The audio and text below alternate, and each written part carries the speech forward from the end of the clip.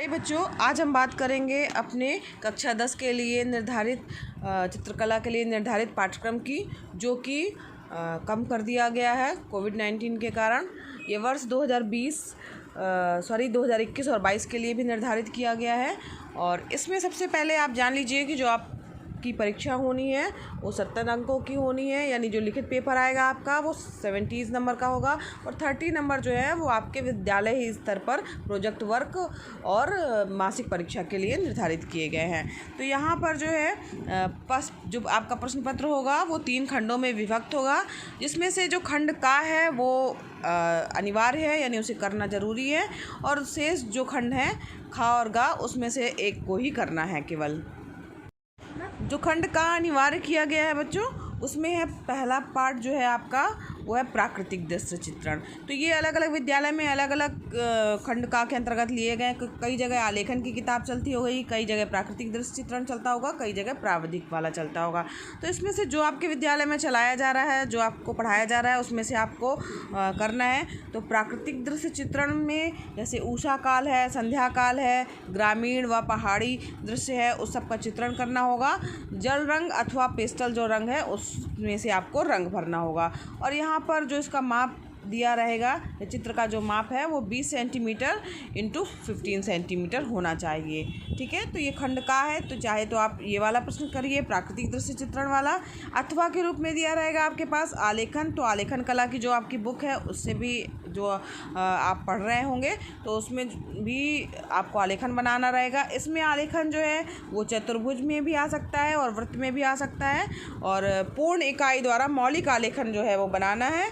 और आलेखन के लिए जो है निर्धारित पाठ्यक्रम है उसके अनुसार जो है आपको आलेखन बनाना रहेगा, उससे ही संबंधित प्रश्न पूछे जाएंगे। और कम से कम जो है 3 रंगों का प्रयोग करना होगा। यहाँ ध्यान देने वाली बात ये है कि जो चित्र है आपका जो माप है वो 15 सेंटीमीटर से छोटा नहीं होना चाहिए। तीसरा जो भाग है आपका वो है प्राविधिक वाला। इसके अंतर्गत जो है वो अंतःस्पर्शी तथा बाह्यस्पर्शी, अंतर्गत एवं परिगत जो है आकृतियाँ आपको बनानी होंगी। रेखाओं तथा वृत्तों को स्पर्श करते हुए स्पर्श रेखाएं आपको खींचनी होगी। और क्षेत्रफल संबंधी जो है साधारण निर्मेय, ज्यामितीय आलेखन, साधारण एवं कर्णवत पैमाने जो हैं आपको इसके अंतर्गत पूछे जाएंगे। तो यहाँ पर जो है खंड का जो है अनिवार्य है, इसमें से एक प्रश्न आपको ज़रूर करना है जो कि 45 नंबर का होगा। यहाँ ध्यान दीजिए, ये प्रश्न जो आएगा बच्चों वो आपका 45 नंबर का होगा। एक ही क्वेश्चन होगा खंड का में, जो कि अथवा करके दिया होगा। और इसमें प्राकृतिक दृश्य चित्रण है पहला पार्ट इसका, दूसरा पार्ट है आपका आलेखन और तीसरा पार्ट है आपका प्राविधिक वाला। तो यहाँ पर जो है आप 3 पार्ट में से कोई भी एक पार्ट करिए जो कि 45 नंबर का होगा। अब हम चलते हैं खंड खा की ओर, जो है आपका स्मृति चित्रण। तो स्मृति चित्रण में आपको करना क्या है बच्चों, स्मृति चित्रण में आपके बच्चों दैनिक उपयोग की जो वस्तुएं हैं, घरेलू बर्तन हैं, उससे रिलेटेड ही आपको जो है वो चित्र बनाना रहेगा। और पेंसिल के द्वारा आपको चित्र बनाना है, साथ ही उसका शेडिंग वर्क भी करना है, रेखांकन करना होगा आपका, उसमें शेडिंग देनी होगी, छाया प्रकाश आपको डालना होगा, उस पर आधारित जो है आपको चित्र बनाना रहेगा। तो यहाँ पर घरेलू बर्तन में आपकी इसकी बुक है स्मृति चित्रण की, जो कि चलती है, उसके अंतर्गत ही आपको सुराही, बाल्टी, लोटा, है ना, केतली, बोतल, गिलास है, कुछ तरकारी यानी फलों की और को भी बनाने के लिए आ सकता है, या तो सब्जियों को भी बनाने के लिए आ सकता है। तो ये आपका खंड खा है जो है आपका स्मृति चित्रण। तो ये इसमें से जो है बच्चों जो अंक रहेंगे वो उसके लिए निर्धारित किए गए हैं 25 नंबर। तो इसमें से खंड खा जो स्मृति चित्रण है 25 नंबर का प्रश्न आएगा। इसमें आपको केवल शेडिंग वर्क करना है, पेंसिल से आपको जो है स्मृति पर आधारित जो है चित्र बनाना है, जो कि प्रश्न में दिया रहेगा। किसी भी चीज़ का जो नाम रहेगा वो आपको चित्र ड्रा करना होगा और उसमें पेंसिल के द्वारा आपको शेडिंग करनी है चित्र बनाने के बाद में। अब हम बात करते हैं बच्चों अपने प्रोजेक्ट कार्य की, जो प्रोजेक्ट कार्य निर्धारित किया गया है। तो यहाँ पर जो प्रोजेक्ट है वो आपको 3 बनाने होंगे, 3 प्रोजेक्ट आपको बनाने होंगे, और तीनों प्रोजेक्ट जो है वो 5-5 अंक के होंगे। और ये प्रोजेक्ट जो है आपको बना करके अपने विद्यालय में जमा करने हैं। और इस जो 15 नंबर जो हैं वो मासिक परीक्षा के लिए निर्धारित किए गए हैं। तो जो ये आपका प्रोजेक्ट वर्क है, परियोजना कार्य है, वो सैद्धांतिक तकनीकी कौशल तथा माध्यम, यानी जैसे जल रंग है, पोस्टर रंग है, पेंसिल है, चारकोल है, क्रेयॉन्स हैं, इंक है ना, इस पर आधारित आपका हो सकता है और ये आपके टीचर्स के द्वारा करवाया जाएगा।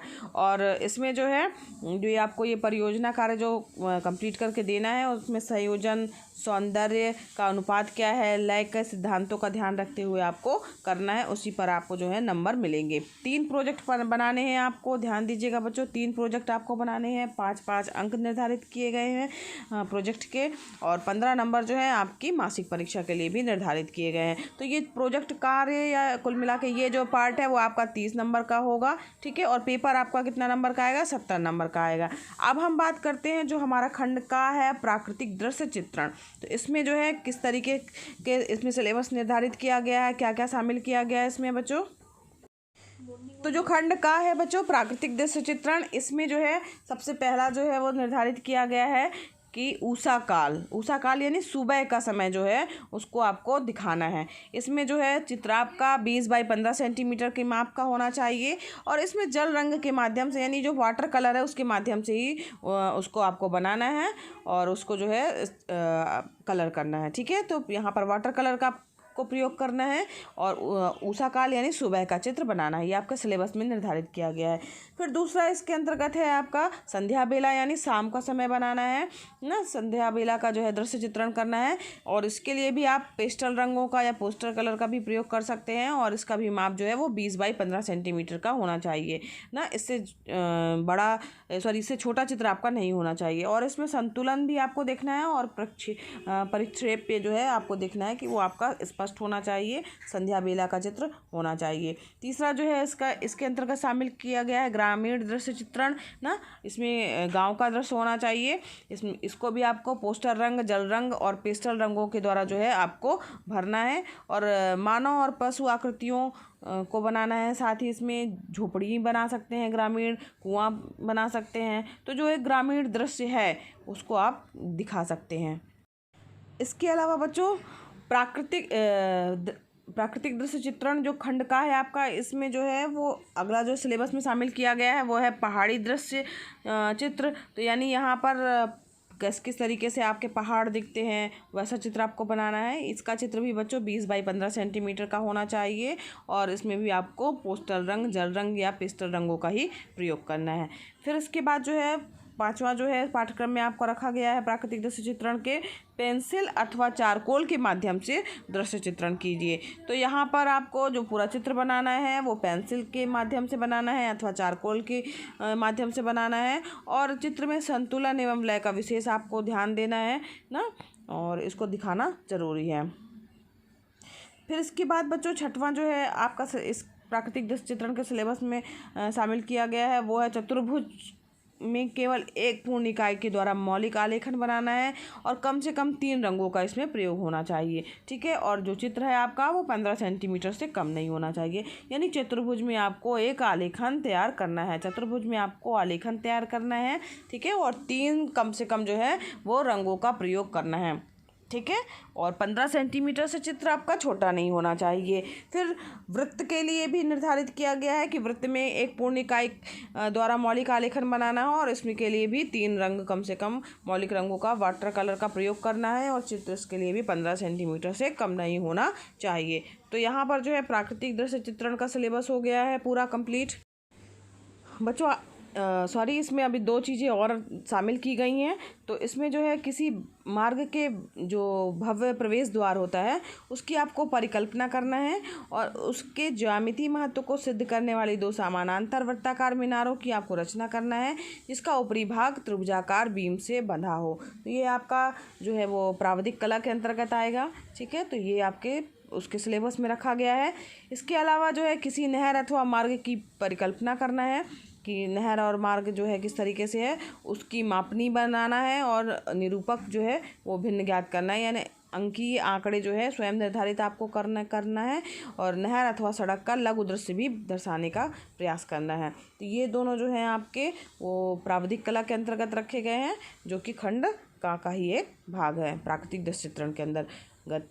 तो तो ये पूरा आपका सिलेबस हो गया है बच्चों। खंड खा जो है वो है आपका स्मृति चित्रण। और स्मृति चित्रण में क्या किया गया है कि साधारण जीवन में दैनिक उपयोग की वस्तुएं, घरेलू बर्तन जैसे सुराही हो गया, बाल्टी हो गया, लोटा हो गया, अमृतबान, केतली, बोतल, ग्लास, है ना, इन सभी को जो है वो आपको अपनी स्मृति के आधार पर बनाना है।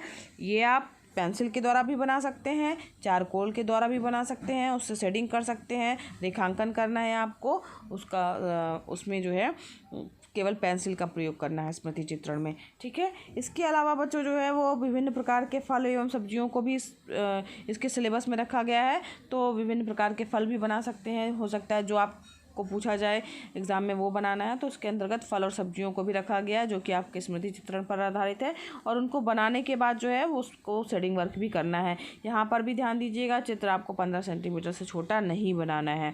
पेंसिल और चारकोल के माध्यम से जो है आप शेडिंग कर सकते हैं। इसके अलावा जो है इसमें विभिन्न प्रकार के बर्तनों को भी रखा गया है। सब्जी फलों को बनाना, यानी ये भी बना सकते हैं आप, और उसमें उस पेस्टल कलर करना या वाटर कलर करके जो है वो चित्रित कर सकते हैं। तो स्मृति चित्रण का सिलेबस आपको समझ में आ गया होगा कि ये आपका स्मृति चित्रण का सिलेबस है। और प्राकृतिक दृश्य चित्रण में क्या क्या रखा गया है वो भी आपको समझ में आ गया होगा।